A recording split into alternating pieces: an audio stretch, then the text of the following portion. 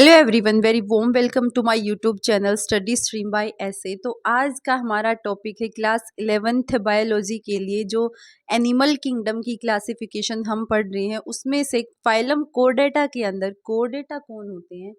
Chordata होते हैं जिनके पास नोटोकोड प्रेजेंट होती है और वो नोटोकोड चेंज हो जाती है वर्टिब्रल कॉलम में, एज ए बैकबोन चेंज हो जाती है।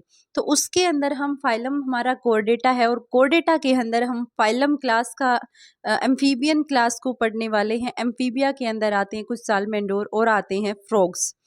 तो जो ये हमारे एम्फीबियंस होते हैं इनका लाइफस्टाइल कुछ ड्यूअल लाइफस्टाइल होता है। ड्यूअल लाइफस्टाइल माने कि वो टेरेस्ट्रियल भी हो सकते हैं, एक्वेटिक भी हो सकते हैं। अगर एक्वेटिक की बात करें, एक्वेटिक मतलब वो पानी में भी रह सकते हैं, और टेरेस्ट्रियल की बात करें तो वो ज़मीन पे भी सर्वाइव कर सकते हैं, यानी कि दोनों ही कंडीशन में उनका सर्वाइवल पॉसिबल हो सकता है। अगर हम इनके नेचर की बात करें, स्किन की बात करें तो सबसे पहले मैं डायग्राम को लेवल करती हूँ कि इसकी बॉडी स्ट्रक्चर कैसा होता है।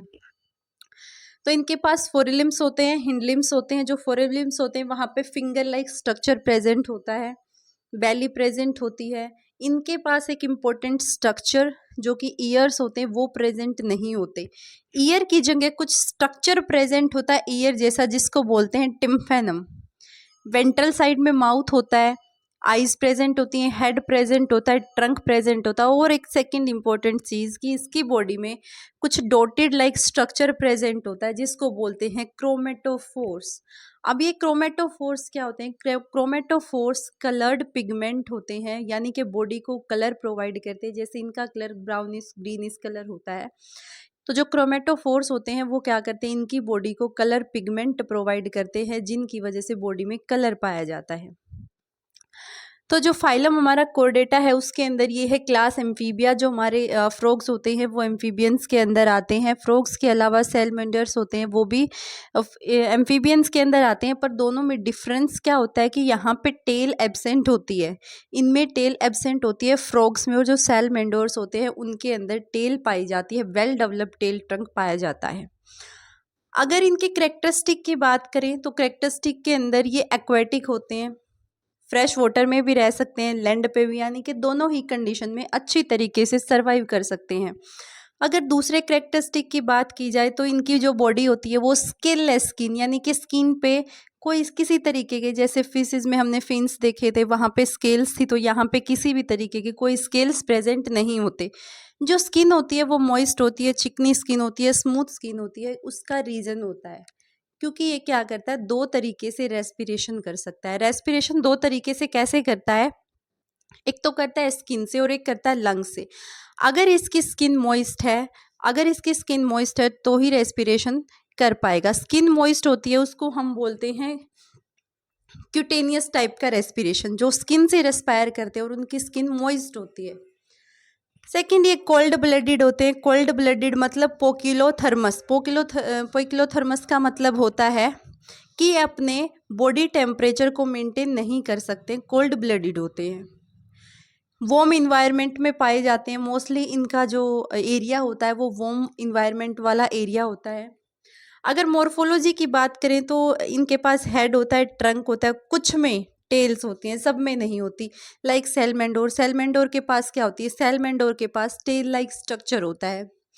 अगर रेस्पिरेशन की बात करें तो रेस्पिरेशन यानी कि इसकी जो स्टेजेस होती हैं ये मेटामॉर्फिक होता है। सबसे पहले मैं बताना चाहती हूँ कि यहाँ पे ये मेटामॉर्फिक लिखा हुआ, मेटामॉर्फिक टाइप का इनका लाइफ पीरियड होता है। मींस जो एग्स होते हैं वो हैच होने के बाद लार्वा में कन्वर्ट हो जाते हैं, लार्वा फिर अडल्ट में कन्वर्ट होता है। ऐसी लाइफ साइकिल चलती है फ्रॉग की, उसको बोला जाता है मेटामॉर्फिक लाइफ साइकिल। तो मेटा यानी कि जब लार्वा होगा तो वो गिल्स से सरवाइव करेगा, गिल्स से रेस्पिरेशन करेगा, और जब अडल्ट हो जाएगा तो स्किन से भी कर सकता है, लंग से भी कर सकता है। ये दोनों चीज़ें इंपॉर्टेंट हैं कि जो लार्वा होता है वो गिल से सरवाइव कर रेस्पिरेशन करता है, स्किन और लंग से अडल्ट करते हैं। स्किन से जो टाइप का रेस्पिरेशन होता है उसको बोला जाता है क्यूटेनियस रेस्पिरेशन। क्यूटेनियस मीन्स वहाँ पे एक टाइप की लेयर प्रेजेंट होती है, उसमें जो आउटर स्किन होती है उसमें छोटे छोटे से पोर्स प्रेजेंट होते हैं जो रेस्पिरेशन में हेल्प करते हैं। अगर हार्ट की बात की जाए तो 3 चैम्बर हार्ट होता है, जिसमें 2 ऑरिकल और 1 वेंट्रिकल होते हैं। ऑरिकल 2 पाए जाएंगे, वेंट्रिकल 1 पाया जाएगा। अगर एक्सक्रीटिव प्रोडक्ट की बात करें, एक्सक्रीटिव प्रोडक्ट के इनके होते हैं अमोनिया और होता है यूरिया। अगर फर्टिलाइजेशन की बात करें तो इन यूनिसेक्सुअल होते हैं, फर्टिलाइजेशन भी होता है। फर्टिलाइजेशन इंटरनल हो सकता है, एक्सटर्नल हो सकता है। एक्सटर्नल होता है सालमेंडोर के अंदर, इनमें भी 2 टाइप का फर्टिलाइजेशन पाया जाता है। फ्रॉग्स में क्या होता है, एक्सटर्नल फर्टिलाइजेशन होता है। मेल्स होते हैं वो स्पर्म्स को रिलीज कर देते हैं वाटर में, उनके ऊपर आ जाती है एक जिलेटिनियस कवरिंग शीट जो प्रोटेक्शन का काम करती है और बॉडी से बाहरी फर्टिलाइजेशन होके लार्वा होता है और लार्वा बाद में चेंज होता है अडल्ट में, जिसको बोलते हैं हम मेटामॉर्फिक। मेटामॉर्फिक का मतलब होता है breeding occur in water, body से बाहर और वाटर के अंदर जो फर्टिलाइजेशन होता है उसी को बोलते हैं मेटामॉर्फिक। एक इम्पोर्टेंट टर्म है क्लोका।